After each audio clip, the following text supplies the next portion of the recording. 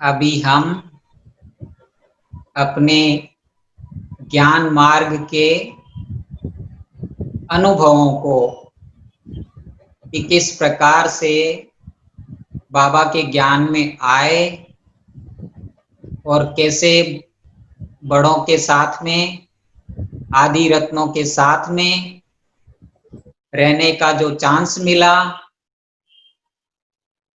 उनसे हमने क्या क्या सीखा, किस प्रकार से अपनी जीवन को समर्पित किया, तो ये थोड़ा आपके साथ में शेयर करेंगे। फिर दादी जी के लिए भी और आपको कविता सुनाएंगे। तो लौकिक में हम प्रॉपर राजस्थान के रहने वाले, आप सभी ने एक गांव का नाम सुना होगा, मकराना का मार्बल फेमस है। तो नागौर डिस्ट्रिक्ट के रहने वाले मकराना के पास में एक छोटा सा गांव जिसका नाम है तोशिना, वहां के हम रहने वाले थे। और बाबा ने हमको किस प्रकार से उस छोटे से गांव से सारे परिवार को एक साथ चुन लिया। हमारे लौकिक पिताजी जो पहले कलकत्ता में सर्विस के लिए, सर्विस माना लौकिक नौकरी धंधे के लिए कलकत्ता में गए हुए थे। और सबसे पहले उनको ज्ञान मिला, वो भगवान की चाहत में हर जगह पर ढूंढते रहते थे। कभी मंदिर में जाते, कभी सन्यासियों के पास, कभी शमशान में जा जा करके घंटों बैठते थे कि कहीं मुझे इस जीवन में भगवान मिले। तो सबसे पहले जब वो कलकत्ता में थे और सवेरे सवेरे उठ करके गीता का पाठ कर रहे थे अपने फ्लैट में बैठे, तो वहां एक दिन उनका फ्रेंड आया और बोला क्या कर रहे हो? तो बोला गीता पढ़ रहा हूं। तो बोला कब तक ये झूठी गीता पढ़ते रहेंगे? उस भाई ने डायरेक्ट ही ये शब्द बोले। तो बोला गीता का भगवान तो आ चुका है और वो तो सन्मुख गीता का ज्ञान दे रहा है। तो उनको बड़ा आश्चर्य हुआ कि मैं जिसको ढूंढता था वो आ चुका है, और आ चुका है तो कहां और कैसे? तो वो भाई अपने साथ में लेकर के गए और साथ में ले जाकर के एक जगह एग्जीबिशन लगी थी सत्यनारायण पार्क में कलकत्ता में। तो वहां एग्जीबिशन देखने के लिए उनको ले गए। तो एग्जीबिशन जैसे ही उन्होंने देखा तो बहुत ही प्रभावित हो गए कि जिसको मैं ढूंढता था वही ये सत्य ज्ञान है। तो उन्होंने उस ज्ञान की स्टडी शुरू। फिर सेंटर पर गए, निर्मल निर्मल शांता दादी जी के स्टूडेंट रहे, वहां सेंटर पर जाते थे। तो मेरा ये स्टोरी सुनाने का मतलब है कि पहले पहले किस प्रकार से सबसे पहले पिताजी को ज्ञान मिला।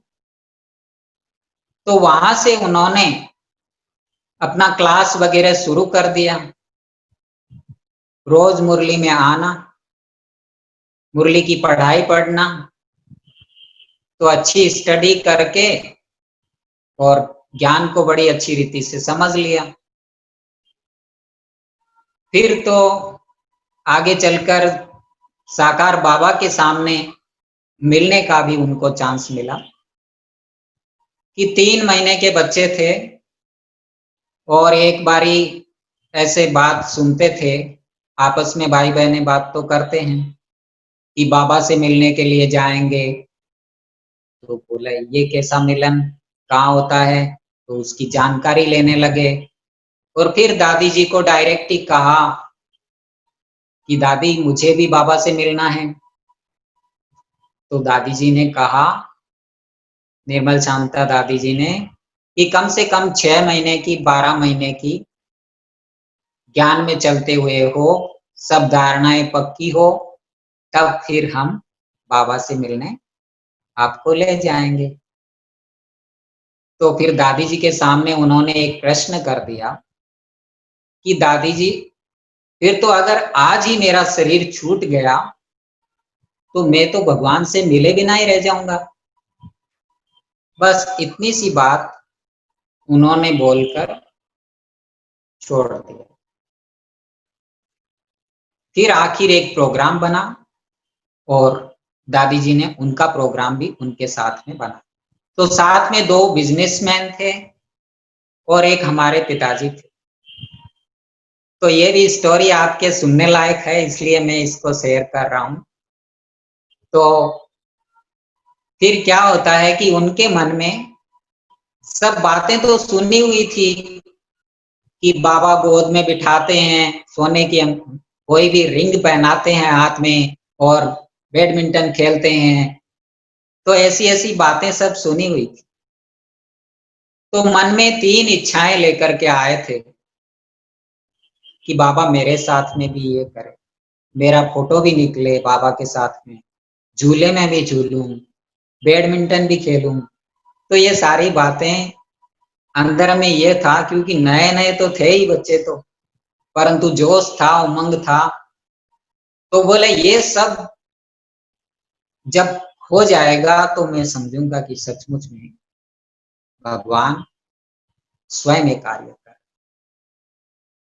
तो फिर जैसे ही मधुबन में पहुंचना हुआ, शॉर्ट में बताता हूं कि वहां जैसे ही आना हुआ तो बाबा ने सबका वेलकम किया। और क्योंकि ये नौकरी करने वाले बच्चे थे, साथ में 2 बिजनेसमैन थे और पिताजी की साधारण नौकरी थी, करीब 200-225 रुपया उस टाइम, 1966 की बात है।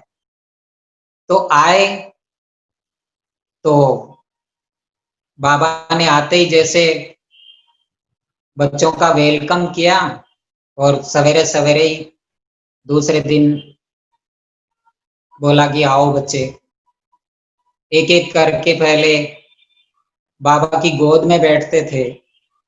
तो जैसे ही नंबर आया कि उनके अंदर था कि बाबा किसी को सोने की अंगूठी भी पहना रहे, किसी को चांदी की अंगूठी भी पहना रहे, तो मैं तो बाबा का गरीब बच्चा हूँ, इस प्रकार से ख्याल थे। तो उन्होंने क्या सोचा और हुआ क्या, जैसे ही बाबा की गोद में बैठे, एक एक ने करके बाबा से दृष्टि वरदान, गोद में बैठे, बाबा ने बहुत अच्छी पालना दी और तीनों का नंबर 10/10 आया। पिताजी का नंबर लास्ट में था। तो बाबा ने कहा कलकत्ते का बहुत अच्छा बच्चा आया है। अब पिताजी कहते थे इतने तो मेरे में कोई गुण नहीं थे, इतना अच्छा तो मैं नहीं था, ज्ञान के पहले तो बीड़ी सिगरेट पीना और करना सब कुछ होता था, लेकिन भगवान ने मेरी विशेषताओं को, कुछ एक को देख करके और कुछ मुझे आगे बढ़ाने के लिए प्रेरित कर रहे हैं। तो जैसे ही बाबा ने गोद में बिठाया तो वो ऊपर ऊपर उठ रहे थे। बोला कि बाबा की गोद में पूरा जोर न लगे, बाबा तो 90 ईयर ओल्ड थे और उस टाइम में इतना जोर न लगे गोद में, तो ऊपर ऊपर उठ रहे थे। तो बाबा ने कहा बच्चे किसकी गोद में बैठे? तो कहा बाप दादा की गोद में। तो बोले बच्चे अच्छी तरह से गोद लो, ठीक से गोद में बैठो। तो बाबा ने बहुत ही पीठ थपथपा करके और अच्छी तरह से गोद में बिठाया और गोद में बिठा करके लच्छू दादी जी उनको बाबा ने कहा कि बच्ची बच्ची सोने की रिंग लेकर के आओ, कलकत्ते का बहुत अच्छा बच्चा है।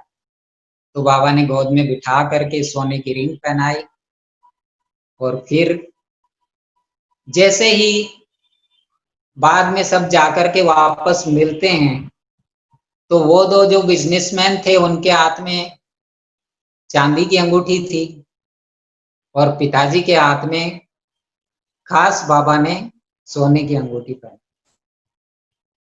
तो ये देखकर उनका आश्चर्य, बहुत जबरदस्त खुशी का पारावार न हुआ, पारावार न रहा, बहुत खुशी में आ गए।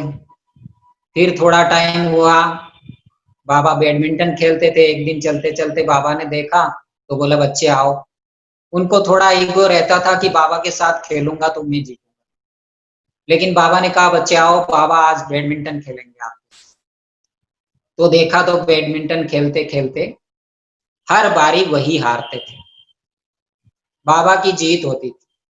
और बाबा साथ साथ में प्रश्न करते थे कि किस प्रकार से बच्चों को ज्ञान की लेन देन भी साथ साथ में करते थे, कि बच्चे किसके साथ में खेल रहे हो, बाप दादा के साथ में।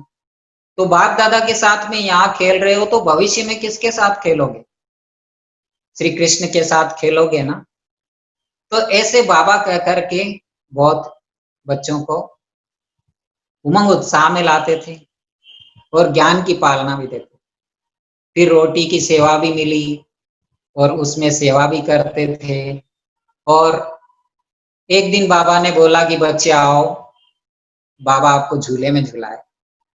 तो बाबा ने झूले में बिठाया, और उस टाइम में शायद चंद्रास दादाजी के पास में ब्लैक एंड व्हाइट कैमरा होता था, और उन्होंने वो कैमरे से फोटो भी निकाला, और उनको कलकत्ता तक वो फोटो भेज दी। तो और खुशी का सीमा न रही। तो फिर बाबा ने एक दिन, बाबा के लेटर भी आते थे, फिर वापस गए तो बाबा लेटर लिख के भी देते थे कि बच्चे कहाँ रहते हो, कौन सी सर्विस करते हो, तो जहां पर भी रहते हो पूरा समाचार लिखो, ताकि बाबा आपके लिए फिर मुरली का प्रबंध करेंगे। पूरा समाचार इस पत्र में नहीं लिखा। ऐसे ऐसे बाबा करके छोटी छोटी बातों का भी बाबा उत्तर देते थे। और मधुबन में जब आखिरी में लास्ट के दिन थे और बाबा अव्यक्त हुए, उनको 3 बारी बाबा से मिलने का चांस मिला। तो दोबारा जब बाबा से मिले थे, तो वो अकेले ही आए थे, और अपना सारा ज्ञान का पोतामेल समाचार सुनाया। उसके पहले परिवार ज्ञान में नहीं था, तो फिर सभी को ज्ञान दिया, तो वो भी ज्ञान में आए। और फिर दादी जी को अपनी सारी स्टोरी सुनाई, प्रकाशमणि दादी जी को। तो उस टाइम में जब ब्रह्मा बाबा लास्ट में अव्यक्त हुए, तो भी उनको 13 दिन यहाँ पर रहने का चांस मिला था।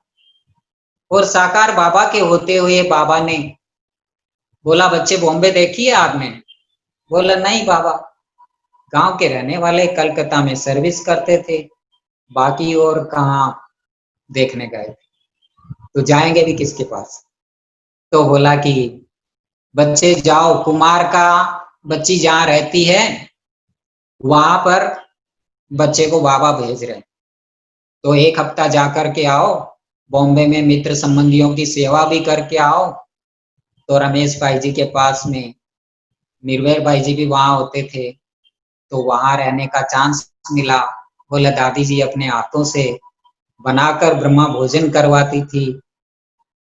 तो इतने प्यार के दिन कैसे बुलाए जा सकते? तो हमें नहीं, लेकिन हमारे लौकिक पिताजी को ब्रह्मा बाबा से मिलने का ये गोल्डन चांस मिला। फिर 13 दिन तक उनको यहाँ रहने का चांस मिला। और बाबा का जब अंतिम शरीर की क्रिया कर्म हुआ तो उस टाइम भी यहाँ पर रहे थे। अब उसके बाद में जैसे ही घर वालों को पता चलता है, उनके लौकिक घर वालों को, गांव में रहने वाले, क्योंकि परिवार राजस्थान में रहता था और वो नौकरी के लिए गए हुए थे, तो सबसे पहले जब आए थे तो जो भारती दीदी है राजकोट की, जो अभी अहमदाबाद सभी देखते हैं, तो उनके साथ में वो पंडा बनकर आए थे और उनको लेकर आए। तो उनके गाइड भारती दीदी जी थे सबसे पहले। फिर तो जब उनको राजस्थान में अपने घर वालों ने बुलाया और कहा कि तुम अपने लौकिक परिवार को संभालो, हमें आपका कोई रुपया पैसा धन कुछ नहीं चाहिए, और न ही हमें ये जो कुछ सुना है हमने, हमको पसंद नहीं। फिर तो बहुत बड़ा एग्जाम भी आया, ज्ञान से एक प्रकार से दूर हो गए, कोई मुरली वगैरह का प्रबंध नहीं। राजस्थान में एक केवल जयपुर में सेंटर हुआ करता था, उसका भी उनके पास में कोई एड्रेस वगैरह कुछ नहीं, और कहीं पर भी सेंटर नहीं था नजदीक में। नागौर डिस्ट्रिक्ट में तो कोई भी सेंटर नहीं था। तो फिर घर वालों ने उनको वहीं रख लिया, बोला आप यहीं पे रहो और अपने परिवार को संभालो, कहीं भी जाना नहीं है और कोई भी ज्ञान की हमको जरूरत नहीं। ऐसी ऐसी बात हुई। फिर विघ्न भी सामने आए, कई प्रकार के पेपर आए, परीक्षाएं आई, और उनके पास में और आत्माओं को भी आना हुआ। तो ऐसे करके फिर लास्ट में हम 7 भाई बहन अभी इस ज्ञान में चले 1984 में।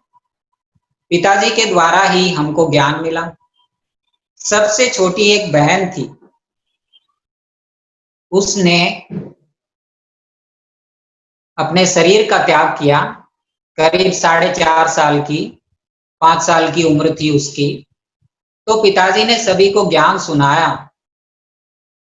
कि अभी ये आत्मा क्या ले गई, देखो इसको रख लो जिसको आप प्यार करते थे।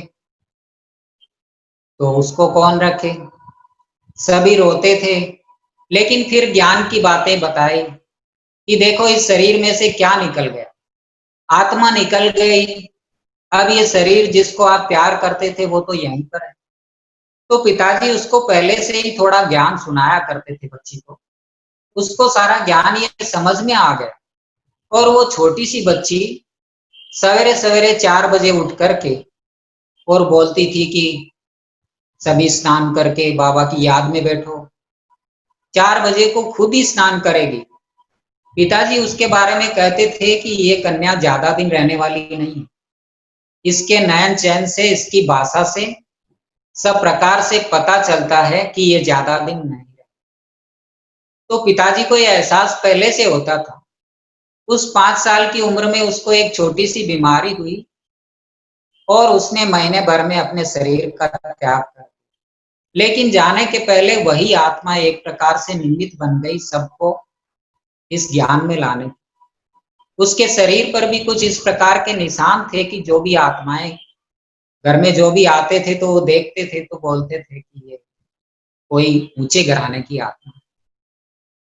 तो ऐसा करके वो सब काम के लिए बोलती थी कि मैं अपना खुद ही पानी भरूंगी, खुद ही स्नान करूंगी, मुझे टच नहीं करो, मेरे लिए चकला बेलन ला के दो, मैं आपको खाना बना के खिलाऊंगी। जब ऐसी ऐसी बातें करती थी तो सबको बहुत वंडर लगता, ये क्या बोलती है इतनी छोटी बच्ची। और योग में बैठ करके बाबा का कमरा वहां पर बना दिया था। उस टाइम तक उन सभी ने, सभी 6 भाइयों ने, 6 भाइयों में से 5 भाइयों ने और एक बहन ने ज्ञान की शुरुआत कर दी। और उनके ज्ञान में आकर के घर में एक कमरा भी बन गया, वहां पर मेडिटेशन वगैरह शुरू हो गया। लेकिन मैं अपने लौकिक मामा के पास पावरलूम फैक्ट्री संभाला करता था, और उस फैक्ट्री में ही मेरा धंधा मतलब वो था। तो जहां पर ये सूत का खरीदी करना, माल बनाना और बिक्री करना, ये सारे कारोबार जो भी था बिजनेस वो संभालते थे। और हम यहाँ पर एक बारी जब इस बहन को बीमार देखा तो हम मिलने के लिए आए थे घर में। घर में मिलने के लिए आए तो 3 दिन तक तो हम 7 बजे तक सोते रहते थे, क्योंकि 7 बजे से पहले तो उठते ही नहीं थे। अज्ञान काल की ऐसी दिनचर्या थी। उठते थे, फिर थोड़ा अच्छी बातें पढ़ते भी थे, हनुमान चालीसा, सुंदरकांड, रामायण, ये सब पढ़ते भी थे। और शिव बाबा के मंदिर में रोज जाया करते थे। वहां पर शिव बाबा को वो पानी का लोटी चढ़ाते थे। तो अब पता चलता है कि बाबा किस प्रकार से हमको चुना। तो वहां जब हम मिलने के लिए गए घर पे, तो 3 दिन के बाद में हम देखते हैं सुबह सुबह को कुछ ना कुछ आवाज आती है और थोड़ा हल्का हल्का ये होता है। तो मैंने कहा ये इस टाइम में क्या करते हैं। एक दिन उठ करके देखा कि घड़ी में तो 4 बजे हैं, और 4 बजे ये लोग क्या करते हैं। तब तक मेरे को किसी ने बोला भी नहीं। तो आखिर उठ करके जब मैंने देखा, और छोटा भाई जो ये हमारे भाई जी इसको शिव भाई को जानते हैं, अभी थोड़े टाइम पहले 4-5 महीने पहले जनवरी मास में 15 तारीख को उन्होंने अपना शरीर छोड़ा था। तो वो भाई ने हमको ज्ञान सुनाया, और ज्ञान सुना करके बाबा के कमरे में ले गए। तो बाबा के कमरे में ले गए तो वहां पर हम क्या देखते हैं कि बहुत ही सुंदर गीत बज रहे हैं, और छोटे छोटे भाई बहन, जैसे छोटे वाले तो सब छोटे छोटे ही थे। वो तो अनिल की उम्र तो उस टाइम में 6 साल का करीब था। तो ऐसे टाइम में वो सभी योग में बैठे हैं और इतनी एकाग्रता के साथ में बैठे हुए हैं कि कहीं पर इधर उधर भी उनका ध्यान नहीं जा रहा है। तो इतने एकाग्रचित होकर के बैठे हैं, और वो गीत पुराने पुराने बाबा के बजते थे, 30 साल पुराने गीत। तो कितने एक एक इतने सिंपल गीत होते थे कि, लेकिन आज भी वो गीतों को जब सुनने का कभी कभी चांस मिल जाता है तो इतना मन को भाव विभोर कर देते हैं और पुरानी स्मृतियों को ताजा कर देते हैं। तो वो गीत सुनकर के और हम वहां पर बैठे तो हमारे रोम रोम खड़े हो गए कि हम ये कहाँ पर आ गए, ये कौन सा स्थान है, क्या है ये, क्या सुनाते हैं। उस टाइम में हमारे घर में वो बड़े बड़े पिक्चर जो बाबा बोलते हैं, 2 या 3 पिक्चर, सृष्टि चक्र, त्रिमूर्ति और झाड़ गोले का चित्र, तो ये बड़े बड़े लगे होते थे, लेकिन नॉलेज तो कुछ भी नहीं था। तो जब वहां से वापस जाने का समय हुआ, क्योंकि मैं तो केवल मिलने के लिए आया था, वो बहन मेरे से बहुत प्यार करती थी, तो मिलने आया तो पिताजी ने कहा कि अब तुम वापस जाओगे तो आपका मन लगेगा वहां। तो मैंने कहा कि मैं ये धंधा बिजनेस छोड़ के आया हूं तो जाऊंगा तो सही। तो बोला कि अच्छा। तो मैंने कहा ठीक है। वहां से मुझे कुछ लिटरेचर वगैरह मिला, छोटी छोटी पुस्तकें मिली, सत्यनारायण की सच्ची कथा और बाकी दूसरे भी पुस्तकें। तो उनको लेकर मैं अपने वापस किशनगढ़, जो अभी मार्बल का बहुत बड़ा स्थान बन गया, अजमेर के कनेक्शन में किशनगढ़, वहां पर हम रहते थे और वहां अपने मामा के पास में वापस गए। तो जब से ज्ञान की बातें हमको मिल गई तो वो आलस रूपी बीमारी हमारी उसी टाइम से मिटी। अमृत वेले हमने उठना शुरू कर दिया। फिर हम जैसे ही आए तो यहाँ आकर के किशनगढ़ में हम छत पर अकेले रात को सोते थे, गर्मियों के दिन थे, और सवेरे जल्दी में उठना, और सवेरे सवेरे उठ करके फिर कुछ पुरानी मुरलियां जो हाथ से लिखी हुई मुरलियां होती थी उस टाइम में, उनका बही खाते वाला पेपर जैसा होता था, वो मुरलियां ईसु दादी जी की हाथ से राइटिंग से लिखी हुई, वो कुछ मुरलियां भी हमारे पास में होती थी। कई समय तक मुरलियों का बक्सा भरा हुआ रहा, बाद में तो वो समेटने के कारण टुकड़े टुकड़े हो गए। तो वो मुरलियां और कुछ लिटरेचर हम लेकर के आए। फिर वहां आए तो रोज अमृत वेला हमने उठना शुरू कर दिया। तो जैसे ही अमृत वेले में उठते थे, 4 बजे होते थे, नींद अपने आप खुलती थी, अलार्म भी बजता था और उठ करके बैठ जाते थे खुली हवा में, और वहां पर बस अपना टॉर्च लाइट के सहारे, ये मुरली लैंप के सहारे से मुरली लेके पढ़ते थे और वो किताबों का अध्ययन करते थे। तो बस वो पढ़ते पढ़ते करीब 1 वीक हुआ होगा, सप्ताह भर हुआ, तो हमको इतना इंटरेस्ट आ गया कि बस इस चीज के बिना हम रह नहीं सकते। तो फिर उसको जीवन में अमल करने का ये सोचा कि ये ज्ञान तो हमारे लिए जरूरी। तो एक दिन क्या होता है कि 1 हफ्ते के बाद में हमारा मामा वो खुद ही चला करके हमको पूछते हैं कि आपको क्या हो गया। मैंने कहा कुछ नहीं, सब तो अच्छा चल रहा है। तो बोला कि नहीं नहीं, आप कुछ बदले हुए नजर आ रहे हो, आपके चेहरे से कुछ ऐसा मालूम पड़ रहा है। तो मैंने कहा कि हाँ मामा जी, अब मेरा ये यहाँ धंधा करने का मन नहीं है, मैं अपने घर में ही जाऊं। तो बोला घर जाएगा? तो लौकिक में जैसे कहते हैं ना कि भाई धंधा बिजनेस नहीं करोगे तो आखिर क्या करोगे? तो क्या बाबा जी बनना है क्या? क्या मांग करके खाना है क्या? तो इस प्रकार की बातें बोलते थे। तो मैं कहता था कि जो भी समझो, लेकिन मुझे ये अब नहीं करना। तो बोला कि मुश्किल से छुट्टी दिया। साथ में जो बिजनेसमैन थे, हमारे रोज कनेक्शन में आते थे, संपर्क में आते थे, तो उन्होंने फिर कहा कि भाई तुम क्यों इस प्रकार से ये छोड़ करके जा रहे हो? तो मैंने कहा कि अभी हम नहीं कर सकते, हमको ये हम छोटा भी दुकान करेंगे लेकिन ये हमको नहीं चाहिए, हमको दूसरी चीज कुछ मिली। तो घर में जाकर के वहां चले गए और वहां इसका रोज स्टडी शुरू किया। फिर हमने क्या किया कि रोज क्लास शुरू करना शुरू कर दिया और मुरली रोज सुनते ही थे।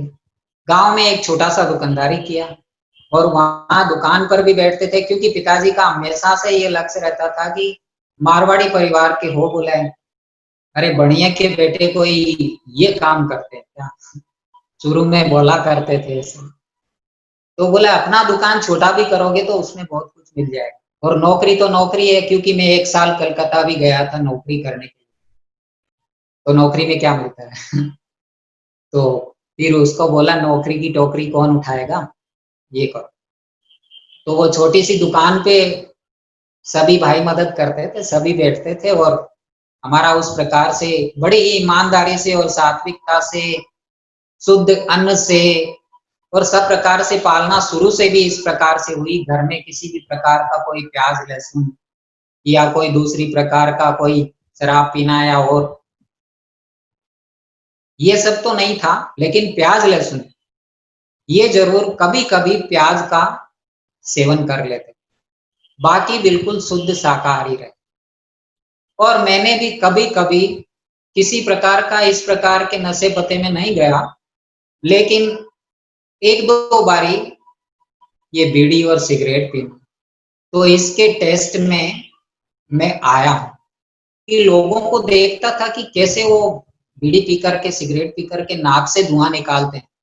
तो मेरे में एक प्रकार का ये पता नहीं क्यों ऐसी वो हो गई कि ये चीज मैंने 1-2 बारी ही ये जरूर की, बाकी की कभी भी इन चीजों को छुआ तक।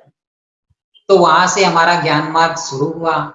फिर तो हमारा सभी भाई बहनों का मधुबन में जाने का चांस भी बना। और उस टाइम में क्या हुआ था कि जब बहन ने शरीर छोड़ा था तो 13 दिन के बाद में जैसे वो बहनें आई, जोधपुर में उस टाइम पर सेंटर खुल चुका था। तो फूल दीदी वहां की जोधपुर की, वो हमारे टीचर रहे, और वहां पर जहाँ लौकिक गांव था वहां आए, आकर के सभी को 7 दिन का कोर्स कराया। और वहां पर अपने घर में ही एक गीता पाठशाला का रूप दे दिया। बोला इतने मेंबर तो आप यहीं पर हो, 7 भाई बहनें और माताजी पिताजी 9 मेंबर तो आप ही हो, और फिर दूसरे भी कोई जुड़ेंगे। तो फिर वहां पर ही एक प्रोजेक्टर का वो किया शुरुआत, और प्रोजेक्टर से सभी गांव वालों को इनवाइट किया और वहां पर सेवा शुरू की। तो इस प्रकार से दूसरे भी एक राजपूत फैमिली के बहुत अच्छे परिवार के लोग निकले, वो भी ज्ञान में चलने लगे। शराब पीते थे, रोज अपनी घरवाली की पिटाई करते थे, रोज उससे पैसा लेकर के 2 बोतल शराब पीना। तो इस प्रकार के उनके लक्षण थे। वो जो भाई आते थे राजपूत परिवार के, तो एक दिन दीदी को बोला कि दीदी मैं आऊंगा तो ये परिवार बदनाम हो जाएगा कि ये कहाँ पर जाता है, इतना अच्छा परिवार है और उनके साथ ये दारू पीने वाला। तो बोला कि नहीं नहीं, आप आना शुरू करो और सब कुछ ठीक हो जाए। थोड़े ही दिन के में उनका शराब छूट गया। वो बस के ड्राइवर थे और 80 साल की उम्र में भी वो बस चलाते थे और बुजुर्ग पने में अपना वो भी चढ़ाते थे। लेकिन जैसे ही नाम ये नशा खत्म हुआ, ज्ञान का शुरू हुआ, डोज गया अंदर तक, उनका वो सब छूट गया। अब उनके साथ में उनकी घरवाली देखती थी तो उसको भी बड़ा आश्चर्य हुआ कि ये कहाँ कौन से संग में गया है कि इसने मेरी रोज पिटाई बंद कर दी और दारू पीना, ये पीना सारा गंदा धंधा बंद कर दिया। मैं तो बहुत सुखी हो गई, ये व्यक्ति जाता कहाँ। तो एक दिन उन्होंने बोला कि चलो मैं आपको लेकर के चलता हूँ, मैं कहाँ जा। तो वहां ले जाकर के उनको ले गए तो वो सब देखा और वो भी चकित हो गई। वो भी वहां की रोज की स्टूडेंट। तो उन्होंने भी अपनी जीवन को इस प्रकार से, उनके बच्चे भी आने लगे, वो भी आने लगे। अब वो भाई बुजुर्ग होते हुए भी गाड़ी फिर भी चलाते थे, लेकिन गाड़ी चलाते हुए भी गाड़ी में अपना स्टोव रखना, सामान रखना, बर्तन रखना, सब बर्तन को रख करके, और लास्ट में जहाँ स्टेशन आता था तो खाने पीने का अपने हाथ से बनाता था और फिर बाबा को भोग लगा करके वो खाता। तो इतना बड़ा आश्चर्यजनक परिवर्तन। तो ये परिवर्तन किस प्रकार से बाबा ने एक छोटे से गांव में रहने वालों का कैसे शुरुआत किया और कैसे इस मार्ग पर चलना सिखा दिया कि इसके बिना जीना असंभव लगा। और फिर हमारा मधुबन आना हुआ तो वो परिवार के वो जो बाबूजी थे वो भी बाबा से मिलने आए। तो सबसे पहले एक बारी पिताजी आए तो उन्होंने सारा फिर अपनी हिस्ट्री को दादी जी को सुनाया कि दादी इस प्रकार से मैं ज्ञान में चला और ज्ञान के बाद में वापस बाबा से बिछड़ा भी। तो दादी जी ने उनको एक मंत्र दिया कि 3 गुना पुरुषार्थ करो। तो उस पुरुषार्थ के फल से फिर उनके साथ में उनके परिवार ने भी साथ दिया। तो परिवार ने भी, सभी ने चलना शुरू किया कि हाँ ये तो बहुत अच्छा ज्ञान है। तो सभी की जीवन परिवर्तन हो गई और हम सभी फिर बाबा से मिलने के लिए आए। तो पिताजी जब आए थे तो छोटे पने में हम सारे मिलकर के एक छोटा सा एक धंधा करते थे। एक भाई ने एक ये बांस की लकड़ी होती है उसका फ्रेम बनाना सीखा था, फोटो फ्रेम। तो बहुत ही सुंदर फोटो फ्रेम बनते थे और ये जहां भी जाते थे तो अपनी कला को, बड़े बड़े खादी ग्रामोद्योग उनके मेले लगते थे और वहां पे उस एग्जीबिशन में ये अपने सैंपल रखा करते थे और बहुत लोग आकर्षित होकर के उन चीजों को खरीदते। तो घर में रह करके बहुत ही ईमानदारी से, कहने का मतलब बाबा ने इनके सभी के पेट में अन्न डाला, है ना। तो उससे भी मन का परिवर्तन हुआ, बाबा को भोग लगना और फिर वो ग्रहण करना। तो क्या हुआ कि जब पिताजी बाबा से मिलने के लिए गए, दादी जी से मिले, जैसे ही दादी जी ने सौगात दिया तो दादी जी के हाथ में वो भाई ने दिया हुआ फ्रेम, वो उसकी रिक्वेस्ट थी कि मेरी ये फ्रेम दादी जी को दे देना। तो दादी जी को दिया। अब दादी जी ने बड़े ही प्यार से, देखो कैसे प्यार से हम सभी की पालना हुई। तो दादी ने उसके बदले में उस भाई को एक गिफ्ट दिया, सफेद शाल। और वो तो कभी आए ही नहीं मधुबन में उस टाइम तक, केवल पिताजी आए उस टाइम तक। तो वो सफेद शाल दिया और वो ले जा करके वो भाई को दी।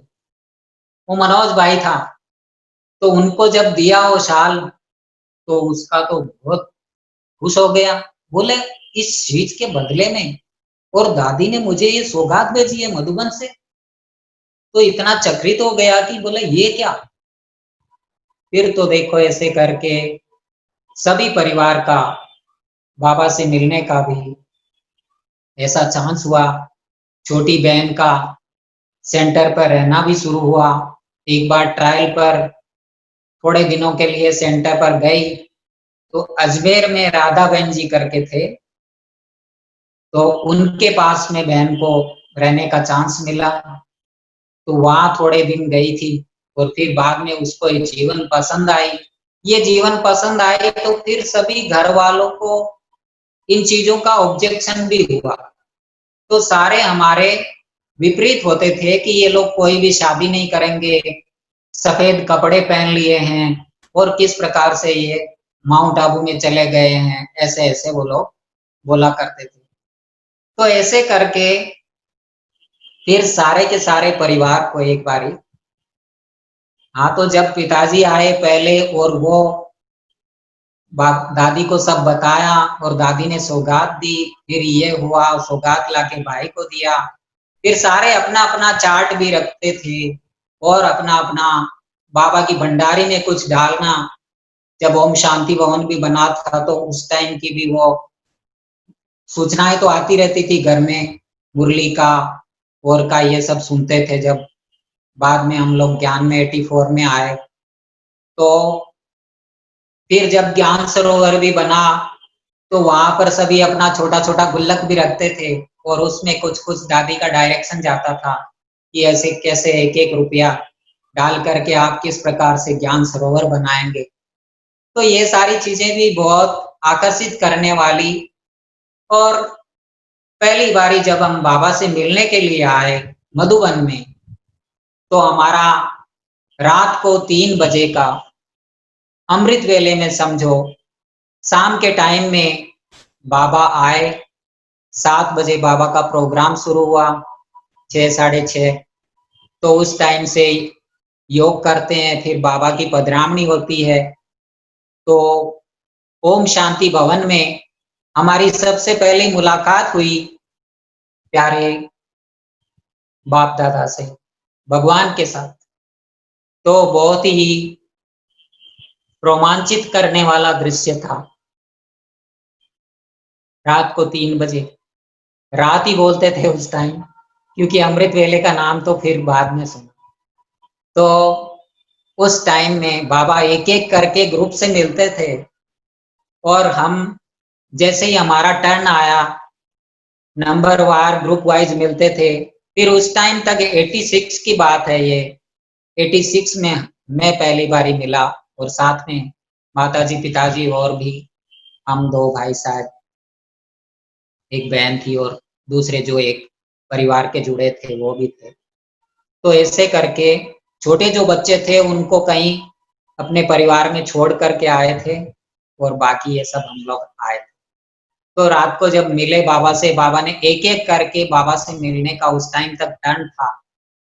तो जब पिताजी माताजी का नंबर आया, तो बाबा ने कहा कि बच्चों दोनों में से कौन आगे जा रहा है। बाबा ने बार बार ये प्रश्न किया उनसे। फिर हमारा टर्न आया, छोटे भाई का टर्न आया। तो हमारे को बाबा ने वरदान दिया। एक लाइन का वरदान मुझे याद है, क्योंकि ये शिव कुमार भाई जो हमसे छोटा था, वो सारी चीजें नोट करके रखता था और फिर बताता था। तो ये वरदान हमको दिया। अजमेर की बहनें भी साथ में आई थी, उनके साथ में हम सब आए थे। तो बाबा ने वरदान दिया कि सदा तीव्र गति से पुरुषार्थ का फल अनुभव करते आगे बढ़ते चलो। तो ऐसा करके ये हमको वरदान मिला। और जब तक हम रहे 5-7 दिन यहाँ पर, तो उस टाइम में जो रूहानियत होनी चाहिए वो हमने यहाँ पर पहली बारी ये सब दृश्य देखा कि इन लोगों की आंखें सबकी कैसी है, किस प्रकार के लोग यहाँ पर मधुबन में रहते हैं, और कितने शांत, कितने पीसफुल। जिनको भी देखो वो बात भी करते हैं और हर एक से बात करने की दिल होती है। इतना प्यार कैसे, और कोई स्वार्थ भी नहीं, निस्वार्थ प्यार। तो यह सब देख करके मुझे बहुत बहुत बहुत आश्चर्य लगता था। और जैसे ही पहली बारी जब हमको वापस, जब यहाँ से हमने, गुरुवार का दिन था, भोग का दिन था, ऐसे करते करते लौटने का दिन आ गया। तो उसके पहले जहाँ पर भी डाइनिंग में बैठते थे, नाश्ता करते थे, सबको देखते थे और सारी चीजें रेडीमेड तैयार रहती थी।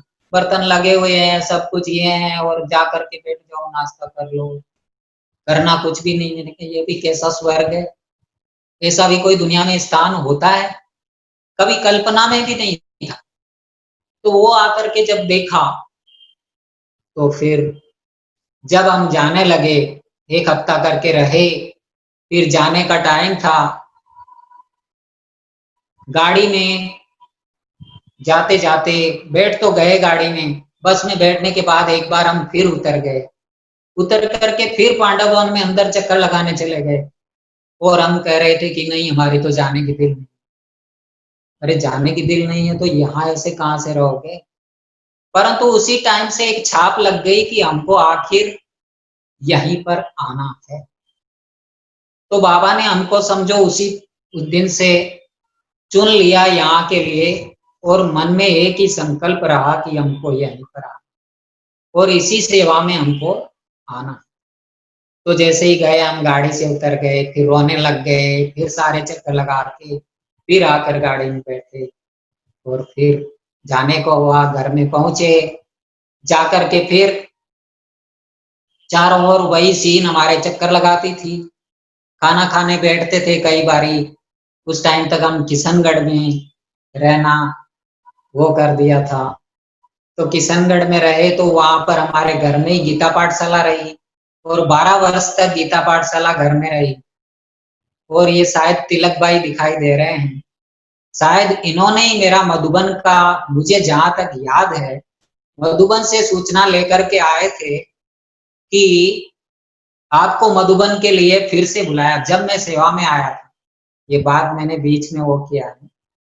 तो जैसे ही हम किशनगढ़ में रहे, तो वहां पर 12 वर्ष तक हमारे घर में गीता पाठशाला रही। और फिर बाद में पिताजी ने कहा कि अब सेंटर जरूर खोलना है, क्योंकि वहां जहाँ गांव में रहते थे तो बच्चों की पढ़ाई वगैरह के लिए कुछ नहीं था। तो वहां से वो किया ट्रांसफर वहां किशनगढ़। तो वहां पर फिर बहनों का आना जाना, अजमेर से रहता था राधा बहन, सरोज बहन। अभी तो वो बहनों ने शरीर भी छोड़ दिए, और वो रहते थे। तो ऐसे करके हमारी पढ़ाई, वहाँ मुरली भी सुनाते थे कभी कभी, पिताजी मुरली सुनाते थे, बहनें आती थी तो बहनें सुनाती थी, हमारी छोटी बहन थी तो वो भी मुरली सुनाती थी। तो सभी को बारी बारी ये सब ट्रेंड होने का चांस भी मिलता था। और इस प्रकार से घर में रहते हुए बिल्कुल सात्विक था। जब एक बारी फूल दीदी आई गांव में, और वो प्याज उठा करके फेंके, प्याज के बाद में ये सब नहीं, और बाबा के भोग लगेगा और इस प्रकार से खाना बनेगा, बस जो सिखाया उसी दिन से उस प्रकार का सब चलता रहा। तो किशनगढ़ में बार बार में बहनें आती थी, और आकर के हमको ये सारी अच्छी बातें और भी गाइड देती थी। और गीता पाठशाला में वहाँ आती, भोग के दिन भोग लगाती, और गाँव की सर्विस भी करते थे, सेवाओं में जाना, दूसरों को भी संदेश देने जाना। तो सभी शामिल होते थे। कहीं प्रदर्शनी लगी, प्रदर्शनी समझानी है, कहीं पर शिव बाबा का, शिव जयंती का ये लगा, तो वहां पर भी। तो ऐसे करके सेवाएं, और साथ साथ में ये धंधे में कम इंटरेस्ट सबको होता था, लेकिन ये चीज का इंटरेस्ट सबको रहता था। कोई भी अपना मुरली मिस नहीं करना था।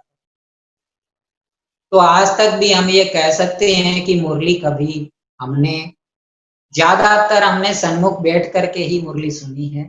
कहीं जर्नी में गए हैं, इधर उधर गए हैं तो मुरली को पढ़ी है। और आज हम आपके सामने ये बैठे हैं, तो हमने क्लास में आज पहली बारी ज्ञान सरोवर में आने के बाद में शायद ऐसा चांस पहला ही है कि जिसमें मैं गुरुवार के दिन वहां मुरली में प्रेजेंट नहीं हुआ, कारण इस सेवा के अनुसार। तो मैंने कहा ये भी सौभाग्य है, चलो नई भाई बहनों से मिलना और सबके सामने अपने अनुभवों को शेयर करना, जो बाबा ने हमको सिखाया वो सब शेयर करना। तो ये भी मैंने कहा चलो अच्छी बात है, मुरली को पहले हमने पढ़ा है और फिर हम और मुरली पढ़ेंगे। तो उस टाइम से हमने कभी भी मुरली ऐसे मिस नहीं की। कभी बीमार हो गए 5-7 दिन, हमको कहीं रुकना पड़ा कमरे में। एक बार ही हमको हुआ था, वो चिकन पॉक्स हो गया और 8 दिन एक ही कमरे में ही बंद रहना पड़ा। तो फिर हमने वहां बैठ करके टीवी पे मुरली देखते थे, सुनते थे, फिर बाद में पढ़ते थे, लेकिन वैसे मिस। तो फिर बाद में तो समझो कि हमारा यहाँ आना फिर कैसे हुआ मधुबन में। जब हम मधुबन में आए थे तो वहां से जब रोते रोते मधुबन से वापस घर में आए और घर से फिर बहनों को कहा कि हमको तो सेवा में जाना है मधुबन। तो बहनों ने हमको एक बार के लिए छुट्टी दिया कि जाओ 1 महीना सेवा कर। 1 महीने की सेवा के लिए आए थे हम, और 12 महीने हो गए, 11.5 महीने उसके बाद में हमारा यहाँ से जाना वापस। तो किस प्रकार से हमको ये लॉटरी मिली कि हम 1 महीना आए तो हमको कई प्रकार की सेवाएं करने का चांस मिला। बाबा जिस प्रकार से दुनिया में भी हमने कई प्रकार के धंधे किए, किराने की दुकान भी किया, तो जनरल स्टोर भी किया, तो कपड़े का दुकान भी किया, तो मार्बल का बिजनेस भी किया, तो घड़ियों का दुकान भी, कोई भी धंधा ऐसा नहीं जिसको छोड़ा हो। तो वो कुछ छोड़ा नहीं, तो सब कुछ किया था। यहाँ भी आप बाबा ने फिर हमको और अनुभवी बना कि आए थे तो हमको सेवा देने के लिए दादी शांतामणि जी, जो कि मम्मा की कजन, शांतिवन में आप पूरा संभालते थे। तो दादी हमको सेवाएं देती थी। तो शुरू शुरू में हमको सेवा दिया कि सत्यनारायण भाई आप मोदी भवन में जाओ, और वहां आत्म प्रकाश भाई भी ये होते थे, तो आत्म प्रकाश भाई ने भी बोला कि वहां जाओ और 3 दिन आराम से वहां झूले में बैठो और वहां एक प्रकार से निगरानी करने का वो सेवा। तो मैंने कहा मैं 3 दिन हुआ तो मैं तो ये सोचने लगा, मैंने कहा बाबा के घर का खा रहा हूँ और मुझे तो यहाँ बिठा दिया है और ये कोई सेवा होती है। तो फिर मैं वहां से वापस गया और आतम भाई के पास गया। मैंने कहा मुझे सेवा चाहिए, यहाँ तो सेवा ही नहीं है और मैं ऐसे बैठे हुए थोड़े ही रहने के लिए आया हूँ। तो जैसे ही ये सेवा की बात का पता चला, तो उस टाइम में दादी रतन मोहिनी जी भी पांडा भवन में रहते थे, उनको फिर पता चला कि ये भाई सेवा में आया। उसके 1 साल पहले ही मुझे जबरदस्त टाइफाइड हुआ। उसकी भी बहुत बड़ी एक लंबी कहानी है कि बाबा ने मुझे किस प्रकार से 6 महीना बीमार होने के बाद में 105 डिग्री बुखार 3 महीने तक रहने के बाद में फिर डॉक्टर को भी कुछ समझ में नहीं आया। रोज गाड़ी लेके आता, अपनी फीस ले जाता और 105 डिग्री बुखार, 2 जने उठा करके ही मुझे इधर उधर करते थे। तो ऐसे टाइम से भी मैं निकला और दादी जी का लेटर भी मेरे पास में वहां सुनाने के लिए आता था और पिताजी हमको पढ़ करके सुनाते थे। तो वहीं पर मैं ये प्रतिज्ञा करता था कि मैंने कहा कि अब मैं जब भी ठीक हो गया तो मुझे अगर दूसरी जीवन मिल गई, अगर मैं रह गया तो मैं मधुबनी जाऊंगा, मैं आपका नहीं हूं और मैं यहाँ। तो ये वहां से ही मुझे ये 1 साल भर 6 महीना इलाज चला। फिर 3 महीने के बाद में इसकी भी एक स्टोरी है कि पिताजी को किस प्रकार से एक डॉक्टर का वैद्य का साक्षात्कार होता है। सपने में एक वैद्य को देखते हैं और मैं मुर्दे की कंडीशन में एक प्रकार से खटिया पर होता हूँ। एक दिन घर वाले भी सब रोने लग जाते हैं और हमारी लौकिक दादी एक भक्ति मार्ग की बहुत बड़ी भक्तन थी। सफेद कपड़े उन्होंने पहले से ही पहन लिए। वो भी जब मिलने आई तो रोने लग गई कि इस बड़े पोते को क्या हो गया। तो घर में इस प्रकार का माहौल हो गया। तो पिताजी को इस प्रकार से सपने में वो वैद्य दिखाई दिया, और वो वैद्य दिखाई दिया तो वो सुबह मार्केट में निकल गए पूछने के लिए, और वही जैसा सेम देखा था, टोपी धोती कुर्ता पहने और सफेद ड्रेस, तो वही व्यक्ति मिल गया। तो मिल गया तो उसको घर में लेकर के आया, जैसे कि ब्रह्मा बाबा को याद करते हैं। वो भी बुजुर्ग व्यक्ति थे और देख करके मुझे बड़ा आश्चर्य लगा कि ये तो एकदम फरिश्ते की तरह है कोई, तो ये मुझे जरूर ठीक करे। तो उस टाइम में उन्होंने कुछ भस्में वगैरह देना और इस प्रकार की चीजें देना शुरू किया। तो हालत में सुधार हुआ। बोले डरने की कोई बात नहीं है, सारा खाना पीना तो बंद था, केवल मुझे दूध पिलाता था और 2-3 किलो दूध दिन भर में पीना और कुछ मुनक्का, अंगूर इस प्रकार की चीजें खाना। इससे मेरा नेचुरल ट्रीटमेंट किया उन्होंने और उस ट्रीटमेंट के बाद में मैं ठीक हो गया। ठीक होकर के फिर 6 महीने के बाद तो मधुबन आ गया। तो जैसे ही दादी जी को पता चला कि तुम कहाँ सेवा में आया है, तब तक मेरी सेवा मैंने बदली करा करके प्रेस डिपार्टमेंट में सेवा ले ली। तो प्रेस तो मैंने यहाँ का पहली बार ही देखा था, 8 किलो की प्रेस। तो ऐसी प्रेस जो जैसे ही मेरे को दादी जी ने देखा, रतन मोहिनी दादी जी ने, तो कहा कि तू सेवा में आया है। मैंने कहा हाँ दादी। तो बोला अभी तो थोड़े टाइम पहले तो बीमारी से उठा है। मैंने कहा दादी अभी बीमारी में जो हड्डियां मेरी वो हो गई, अब हड्डी हड्डी बाबा की सेवा में लग जाए तो ये हड्डियां फिर से मुझे बल देगी और फिर से मैं कुछ कर पाऊंगा। तो फिर दादी को ये बात तो जमी तो नहीं। फिर बोला कहाँ सेवा करता है? तो मैंने कहा दादी मैंने, मेरे को तो वहां बिठाया लेकिन मैंने दूसरी सेवा ली है और सेवा कुछ होनी चाहिए कि हाथ पैर मेरे कुछ चले, तो ऐसी कुछ सेवा हो। तो 3 महीने तक मेरा वहां सेवा के लिए, समझो कि 2 महीना करीब में मातेश्वरी भवन में वहां प्रेस डिपार्टमेंट होता था। तो वहां प्रेस करना, तो प्रेस वाले भाई भी कभी कभी, जो हमारे प्रकाश भाई है मधुबन में रहते हैं, तो बोलते थे कि आपने पहले भी कभी प्रेस किया है क्या? मैंने कहा नहीं भाई, प्रेस को तो, ये प्रेस तो मैंने पहली बार ही देखा है। तो छोटा प्रेस तो देखा है 250 ग्राम का, आधा किलो का, वो अलग बात है, बाकी तो कभी अनुभव नहीं है। तो बोला आप इतना अच्छा कैसे प्रेस कर लेते हो? मैंने कहा पता नहीं, बाबा ही जानता है, ये तो मेरी भावना है और वो करवा रहा है।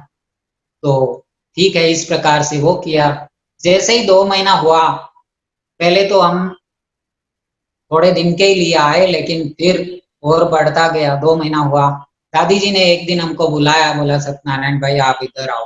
तो मैंने कहा जी दादी। तो बोला कि जहाँ हम जाते थे सेवा के लिए तो वहां पर वो भाई घर जाने वाले होते थे। तो दादी जी हमको कहती थी कि देखो ये भाई अभी घर जाने वाला है, तो इनकी जगह पर आप सेवा करेंगे? मैंने कहा जी दादी आप जहाँ कहेंगे हम करने को तैयार। तो 3 महीने के लिए दादी जी ने हमको एक सेवा दी, जहाँ पर ये बनारसी भाई होते थे, कंस्ट्रक्शन डिपार्टमेंट। और जहाँ जहाँ मकान बन रहे हैं, ओम निवास के पास में कहीं कंस्ट्रक्शन चल रहा है, कहीं कारपेंटरी के पीछे की सड़क बन रही थी, बाल उद्यान बन रहा था, तब वो 3 महीना छुट्टी पर गए। छुट्टी पर गए तो पीछे हमको रख कर गए थे। अभी जो 100 लेबर घर में काम करती थी उनका सबका चार्ट भी वो भरना, हाजिरी भरना, पेमेंट के दिन उनको हर हफ्ते पेमेंट करना, और ऐसे ऐसे करके ये सब तो किया हुआ ही था हमारा धंधा वगैरह, तो हमारे लिए कोई ऐसी बात नहीं लगी।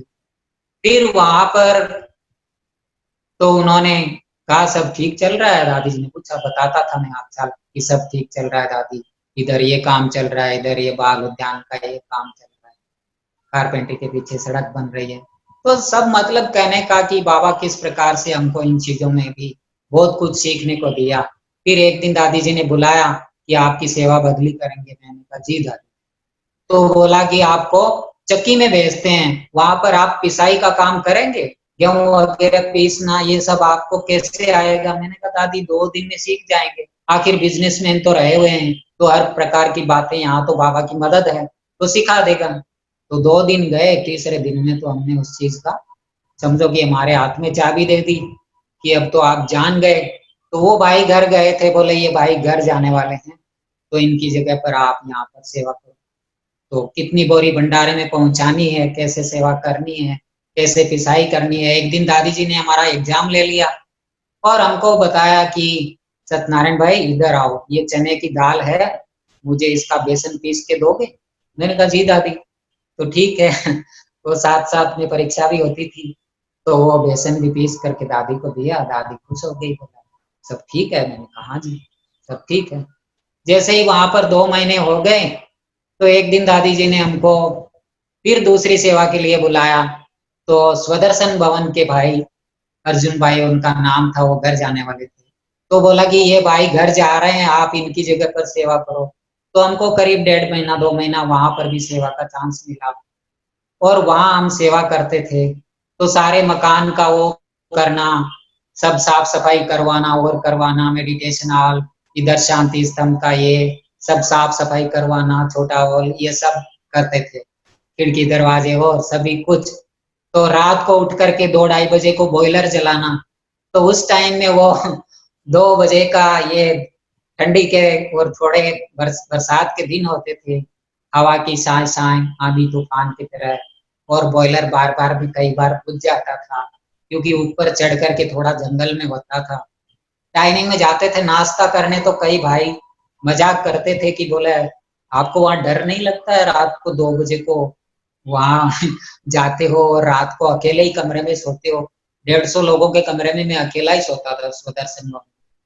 तो मैंने कहा नहीं, क्योंकि कभी कभी रात को दरवाजे खड़खड़ाते और होता, ठीक है नींद थोड़ी थोड़ी बीच में खुलती भी थी, लेकिन इस प्रकार का कुछ नहीं। मैं कहता कि बाबा मेरे साथ में है और भगवान के कार्य में मैं हूँ, किस प्रकार का डर। तो वहां पर भी इस प्रकार का ये अनुभव करके जगदीश भाई जी के पास में भी कमरे में जाते थे, कई बार मिलने का चांस मिलता था, कई बार टोली खिलाते थे। तो वो वहीं पर 1 नंबर कमरे में रहा करते थे। फिर जैसे ही हमको यहाँ से चेंज करने का हुआ, तो दादी ने एक बारी बुलाया और उस मकान से हमारे टोली डिपार्टमेंट के रामनाथ भाई जी, जो कि कई सालों से वहां पर थे, और उन्होंने एक दिन बोला कि आप सत्यनारायण भाई यहाँ आ जाओ।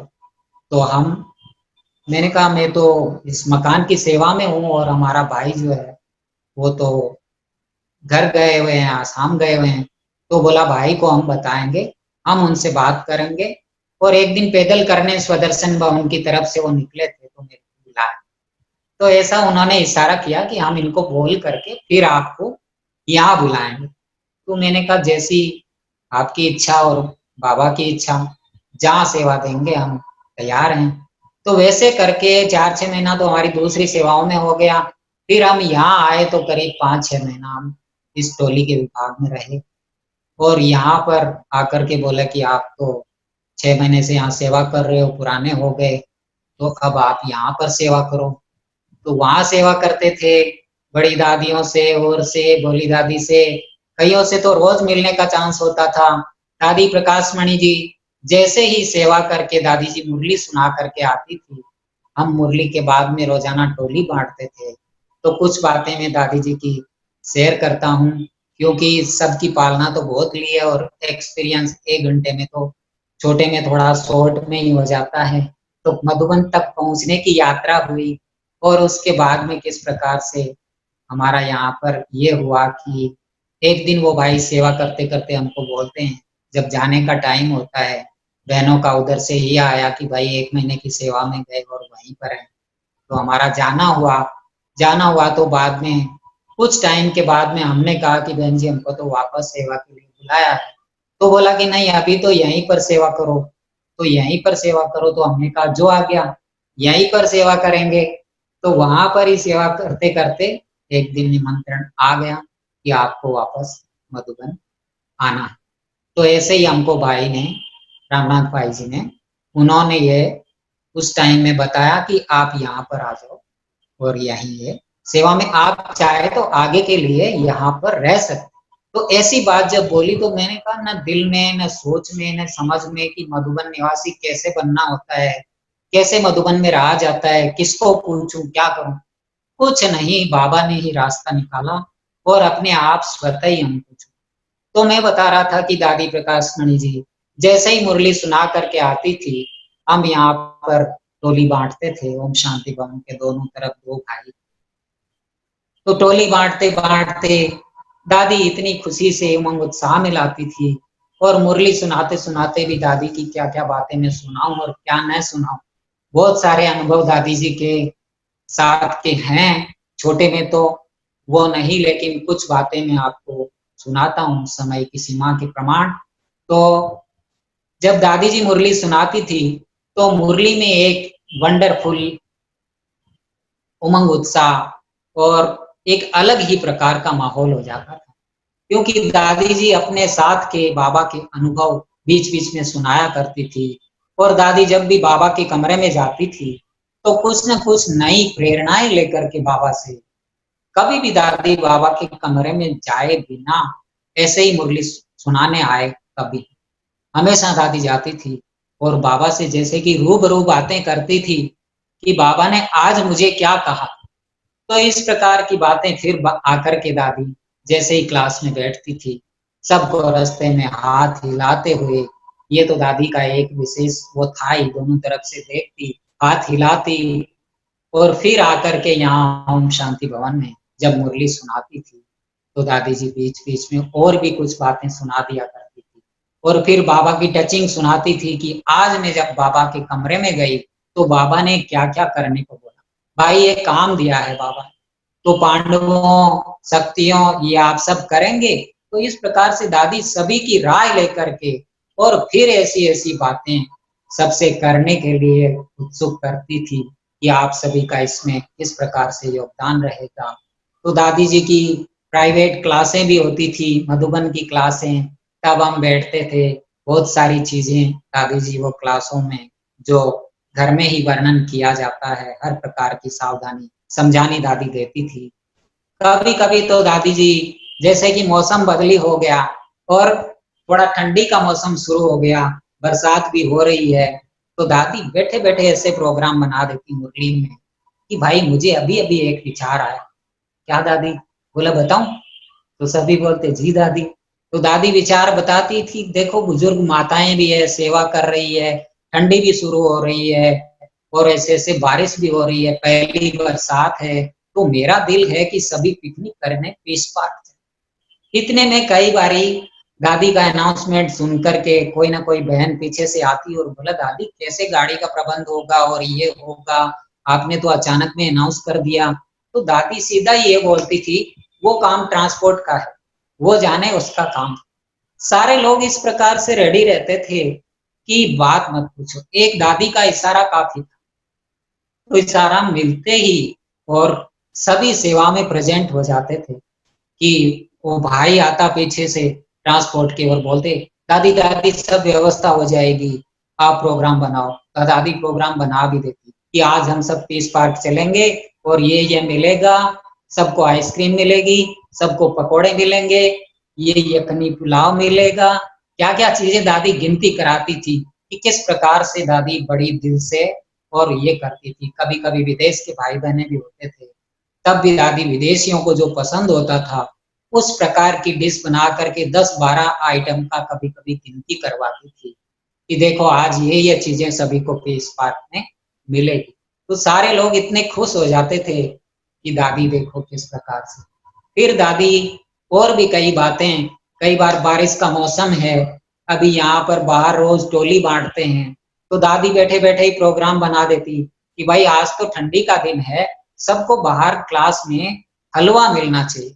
अरे बाकी लोग क्लास में बैठे होते थे, हलवा बनाने वाले किचन के भाई इतना दौड़ करके प्यार से कि दादी ने कहा, दौड़ करके जाते थे और हलवा बनाना शुरू करते और मुरली जैसे ही पूरी होती थी तो मुरली पूरी होते होते वो हलवा बनकर तैयार हो जाता और क्लास की टोली तक वो हलवा आ जाता और गरम गरम सबको मिलता था। तो ये थी दादी प्रकाश मणि जी की पालना जो कभी भी भुलाए नहीं भूलती है। जैसे ही दादी ओम शांति भवन के बाहर, अब देखो किसी प्रकार की कोई अनहोनी घटना या कोई जिसको हम विघन समझते, कोई इस प्रकार की घटना घट जाती, उसके लिए भी दादी उसको किस प्रकार से लेती थी कि एक बार की बात है, हम सामने ही बैठे थे कि ओम शांति भवन में और एक मरकरी लाइट टूट करके और ऊपर से कांच के टुकड़े गिरे, कांच के टुकड़े गिरे, दादी मुरली सुना रही थी और उस टाइम में ये किस्सा हुआ। तो दादी ने देख करके क्या बोला, देखो सारे विघन टूट गए, सब विघन खत्म हो गए, अब कोई विघन सामने नहीं। अरे नया वो खुल गया बोले द्वार। तो दादी इस प्रकार से हर बात को लेती थी और सबको, एक बड़ी बात को कि यहाँ लग जाता है वहां लग जाता है, ये वो चीज नहीं लेकर के और इतनी बड़ी चीज को एक साधारणता में लेकर के सबका हल्का माहौल, एक खुशी पैदा कर दिया, उसमें भी अनहोनी घटना में कि कुछ नहीं, जो हुआ सो अच्छा हुआ, ड्रामा कल्याणकारी। दादी इस प्रकार की बातें बोलती थी। और फिर दादी जी का पुरुषार्थ के बारे में बहुत ध्यान रहता था कि देखो, बीच में बैठे बैठे जहां पर भी अमृत वेले की पॉइंट आ गई, और मुरली में ही दादी जी क्या करती थी पुरुषार्थ के लिए, कि अमृत वेले की, जैसे कि मुरली में बात आई कि मुरली के टाइम में बाबा ने कहा कि बच्चे कई अमृत वेले में सोते रहते हैं, आलस के बस आलस फैलाते हैं, भगवान से वरदान भी नहीं ले सकते। तो ऐसी ऐसी बात आती और दादी तुरंत उस टाइम में, हर दिन मैं सोचता हूँ कि ये पॉइंट आती तो दादी मुरली में कौन नहीं है। कभी कभी तो दादी जी मुरली के लिए, मुरली के टाइम में कौन मुरली क्लास में नहीं है, दो चार भाइयों को भेज देती थी कि जाकर के चक्कर लगा करके आओ कि मधुबन में कोई सोया हुआ है या कोई नहा धो रहा है जो अभी मुरली में प्रेजेंट नहीं है, तो भाई देख करके आओ। दादी कई जगह कमरों में भेज देती और भाई बहन जाकर के और देखते, तो फिर दादी को पता चलता, दादी सावधानी देती, कभी कभी खड़ा कर देती कि खड़े हो जाओ, हाथ खड़ा करो, जो आज मुरली क्लास में यहाँ पर नहीं बैठे हैं वो हाथ खड़ा, जो अमृत वेले में नहीं आए थे वो हाथ खड़ा करो। तो दादी सबको हाथ खड़ा करवाती थी। तो हम अपना चार्ट रखते थे कि किस प्रकार से दादी कभी भी पूछ ले रहे। एक दिन का ऐसा चांस हुआ, मेरी अपनी घटना बताता हूँ, कि अमृत वेले रोज उठते थे, हिस्ट्री हॉल में हम अधिकतर योग करने के लिए जाते थे, और योग के बाद में हमारी दादी जी बहुत ही मीठी प्यारी दृष्टि, रूहानी दृष्टि से, पावरफुल दृष्टि से सबको भरपूर कर देती थी। दादी के सामने एक एक करके हम लाइन से जाते थे और दादी हमको दृष्टि देती थी, और वो दृष्टि लेकर के जैसे कि निहाल हो गई, आत्मा भरपूर हो गई। और वहां पर संदली पर विश्व रतन दादाजी एक तरफ योग कराते थे, हम टोली में ही उस टाइम में सेवा करते थे, तो दादा योग कराते थे तो कभी भी एब्सेंट नहीं होते थे। और वो जब भी कहीं बाहर जाते थे तो बता करके जाते थे रामनाथ भाई को कि आज संदली पर आप बैठ के योग कराना हिस्ट्री हॉल में, आज मैं नहीं रहूंगा। कभी ना कभी ऑफिस के काम से और से दादा कहीं जाते थे बाहर, जोधपुर वगैरह। और दादा की एक विशेषता बीच में सुनाता हूँ कि जब भी टोली लेकर के जाते थे तो एक छोटा सा टोली का बॉक्स बच जाता था 4 पीस का, वो दादा आकर के, अधिकतर में ही होता था, और हमारे हाथ में वापस देते थे कि सत्यनारायण ये बच गया है।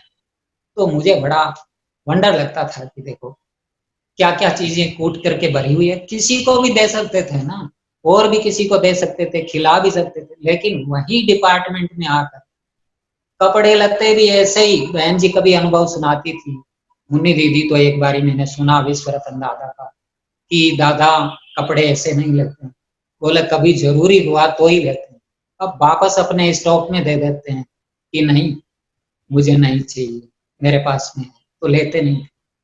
तो इस प्रकार की बातें हमारे अंदर में कई बारी ये चक्कर खाती रहती है मतलब दृश्य सामने आते रहते हैं।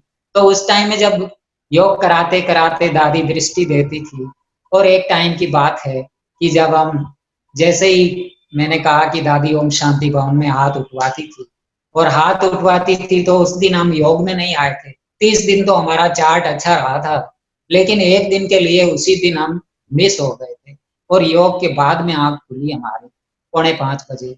इतना हमको अफसोस हुआ, और उसी दिन मुरली में जाकर के बैठे, दादी ने खड़ा किया, बोला आज सभी खड़े हो जाओ जो अमृत वेले में आज योग में नहीं थे। बड़ा जोर से एक प्रकार का झटका लगा, और मैंने कहा कि बाबा आज ही करना था आपको, कल भी तो बोल सकते थे, कल तक तो आया था, आज मेरा दिन मिस हुआ और आपने नाड़ी पकड़ ली मेरी नब्ज। तो फिर खड़े हुए सामने ही बैठे थे, और खड़े नीचे बैठते थे पढ़ते, तो बैठे थे तो बड़ी शर्म आई। फिर से अपने इसको पक्का किया कि भाई मिस क्यों होना चाहिए, जब खाना खाते हो रोज बाबा के भंडारे का, और ये चीज क्यों मिस करते हो, तो मुरली और अमृत वेला क्यों मिस होना चाहिए। तो उसके बाद में फिर जैसे ही हम दादी से सेवा के स्थान पर जब हम आते थे, यहाँ टोली बांटते थे, तो दादी हमेशा टोली लिए बिना नहीं जाती थी। एक बात बीच में जगदीश भाई के लिए बोलता हूँ, विश्व रतन दादा के लिए भी, ये महारथी जब भी आते थे, आज तो किसी को शुगर है या कुछ है या किसी को पसंद नहीं है, तो बोलेंगे बेसन का लड्डू, ये नहीं चाहिए, तो टोली देख करके कई बार ले लेते हैं, उसका महत्व नहीं जान करते। लेकिन ये भगवान का चलाया हुआ नियम, और कौन खिला रहा है, जो पहली बार आने वाले बच्चों को कितना ये दृश्य देख करके वह बहुत ही मनमोहक लगता है, यादगारें बन जाती है। तो दादी आती थी, मुन्नी बहन हाथ पकड़ती थी कि दादी आपको नहीं खाना है, डोसा आपको नहीं खाना है, चीनी लगा। दादी बोलती कि नहीं मुन्नी, इतनी भी टुकड़ी खाएंगी, ये बाबा का है, मुझे कुछ भी नहीं होगा। शुगर होगा तो भी दादी जरा सा लेकर के और फिर कई बारी हमारे मुख में डाल देती थी टोली कि ये इनको खिला। आधा आधा हम दोनों को, दोनों तरफ के भाइयों को खिलाती, और दादी थोड़ा टोली लेकर के जरूर जाती और वहीं पर हमारे सामने खाती। बोला नहीं ये बाबा की टोली है, मधुबन की टोली है। तो इतना रिस्पेक्ट था दादी को, और दादी के साथ आने वाले भी सभी लेते ही थे। परंतु दादा और जगदीश भाई जी को हमने देखा, कभी भी एक दिन भी बिना टोली लिए कभी नहीं जाते। और कई बार हम ओम शांति जला करके कर्म करने में शर्म करते थे, कभी डाइनिंग के पास मिल जाते, कभी इधर उधर मिल जाते, वो खुद ओम शांति कर लेते, क्योंकि टोली छोड़ने तो कई बार जाते, लेकिन उनकी व्यस्त जीवन को, उनके लिखा पढ़ी को, सबको देख करके हमको ये होता था कि इनको हम बीच में किसी प्रकार से वो न पहुंचाए, इनका टाइम हमारे लिए न हो, ये विश्व सेवा के लिए इनका समय है, तो हम इनका समय न लें।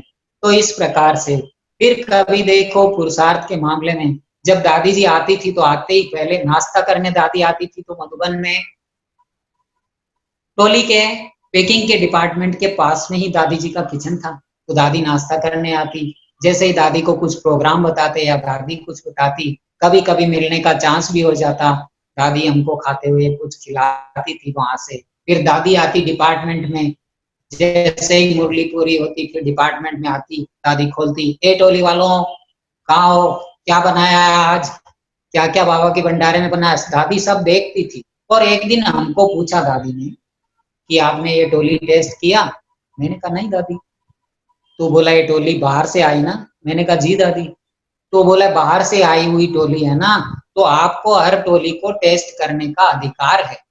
तो एक बार ही क्या हुआ था, मैंने वो घटना तो बाद में सुनी, तो टोली जब बन रही थी, तो वो टोली में कुछ दूध की टोली बन रही थी, और नमक और चीनी पीसी हुई एक जैसी होती है, तो वो डालने में नमक आ गया था। ये घटना मैंने दूसरों के अनुभव में सुनी। तो वो नमक आ गया, तो दादी ने एक प्रकार से ऐसे बताया था, तो बोला कि ऐसे कभी गलती भी हो जाती है। तो इस प्रकार की फिर खाने वालों ने शुरू किया, तो बोले इसमें तो नमक है टोली में। तो वो पहले की घटना कोई थी। तो दादी ने मुझे कहा कि आपको टेस्ट करने का हक। तो मैंने कहा टेस्ट करने का बीच में ही पहले। तो बोला कि हाँ टेस्ट कर सकते हैं। तो दादी ने वो टोली टेस्ट कराई।